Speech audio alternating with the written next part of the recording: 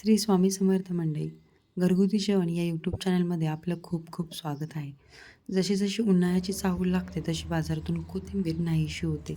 चला तर मग कोथिंबीर बाजारातून संपायच्या आधी आपण याच्या वड्या बनवून घेऊयात. या वड्यांची मेन खासियत म्हणजे आपण याच वड्या बेसन पीठ न वापरता अगदी पारंपरिक पद्धतीने घरात उपलब्ध असणाऱ्या भाकरीच्या पिठापासून बनवणार आहोत. चला तर मग त्यासाठी ही जी कोथिंबीर आहे ती निवडून घेतली पाण्यात आणि या पद्धतीने बारीक अशी चिरून घ्यायची आहे. चिरलेली कोथिंबीर 2 ते 3 पाण्याने त्यातली रेती निघून जाईपर्यंत स्वच्छ धुवून घ्यायची आहे आणि खाली वाटी किंवा एखादा बाऊल ठेवून ते पाणी निथळण्यासाठी आपण चाळण त्याच्यावरती ठेवून द्यायची.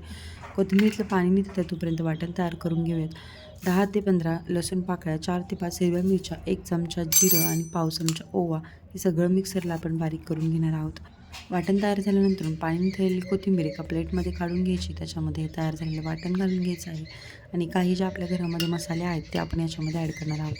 तर 1 चमचा इथे मी लाल मिरची पावडर टाकलेली आहे. अगदी ऑप्शनल आहे, तुम्ही नाही टाकली तरीसुद्धा चालेल. पाव चमचा हळद घालायची आहे आणि 1 चमचा धना पावडर घातलेली आहे.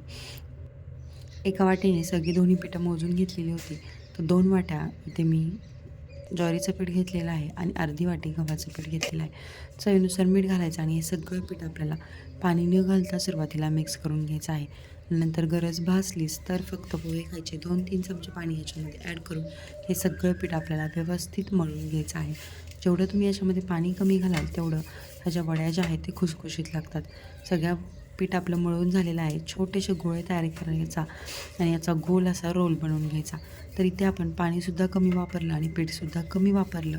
त्यामुळे आपल्या वड्या तर खुसखुशीत होतील, पण हे जेव्हा आपण रोल बनवतो त्यावेळी या पद्धतीने बनवा म्हणजे परफेक्ट अशा ह्या वड्या वळल्या जातील आणि दिसायलासुद्धा सुंदर दिसतील. सगळ्या वड्या याच पद्धतीने वळून घ्यायच्या आहेत. तोपर्यंत गॅसवरती एका साईडला पाणी गरम करण्यासाठी ठेवलेलं होतं. इथे वडी उकडायची चाळण घेतलेली आहे. त्या चाळणीला तेल लावून घेतलेलं आहे आणि त्यावरती हे जे रोल आपण तयार केले ते सगळे ठेवून घ्यायचे आहेत. मस्तपैकी आपल्या खमंग अशा ह्या वड्या बनवून तयार झालेल्या आहेत. आता पाणीसुद्धा आपलं उकळलेलं आहे.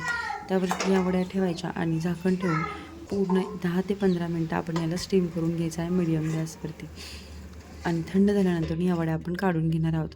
वडी उकडल्यानंतर या पद्धतीने तुम्ही टॅप करून काढू शकता. एकदम सगळ्या वड्या निघून जातात. बघू शकता मस्तपैकी आपल्या ह्या वड्या उकडलेल्या आहेत. वड्या तुम्हाला हव्या त्या आकारामध्ये, हव्या त्या साईजमध्ये कट करून घ्यायच्या आहेत आणि याला आपण तव्यामध्ये शॅलो फ्राय करणार आहोत अगदी कमी तेलामध्ये. वड्या खायला अतिशय टेस्टी लागतात. तुम्ही 4 वाजता च्या स्नॅक्ससाठी किंवा छोट्याशा बुकेसाठी सुद्धा ह्या वड्या बनवू शकता किंवा जेवतानासुद्धा खाऊ शकता.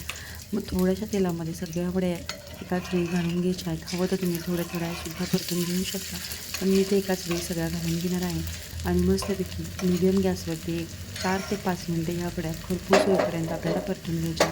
वरून एकदम खरपूस आणि आतून एकदम मऊ अशा या वड्या मस्त होतात.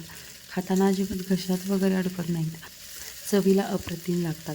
अगदी हिमाच्या घरी जेव्हा केव्हा कोथिंबीरीच्या वड्या बनतील त्यावेळी याच पद्धतीने बनतात. तीच सिंपलची रेसिपी तुमच्यासोबत शेअर केलेली आहे. त्यामुळे तुम्हाला जर का रेसिपी आवडली असेल तर चॅनलला नक्की सबस्क्राईब करा, व्हिडिओला एक लाईक करा, कमेंट करा आणि तुमच्या मित्रमंडळींमध्ये किंवा फॅमिली सर्कलमध्ये नक्की शेअर करा. वरून थोडेसे तीळ टाकायचे. या तिळाने या वडीची टेस्ट जी आहे ती नेक्स्ट लेवल लागते. जेवढ्या या वड्या गरम असताना टेस्टी लागतात तेवढ्याच ह्या थंड झाल्यानंतरसुद्धा टेस्टी लागतात. नक्की रेसिपी ट्राय करा. चला तर मग पुन्हा भेटूयात आणखीन एका अशाच नवीन व्हिडिओसोबत.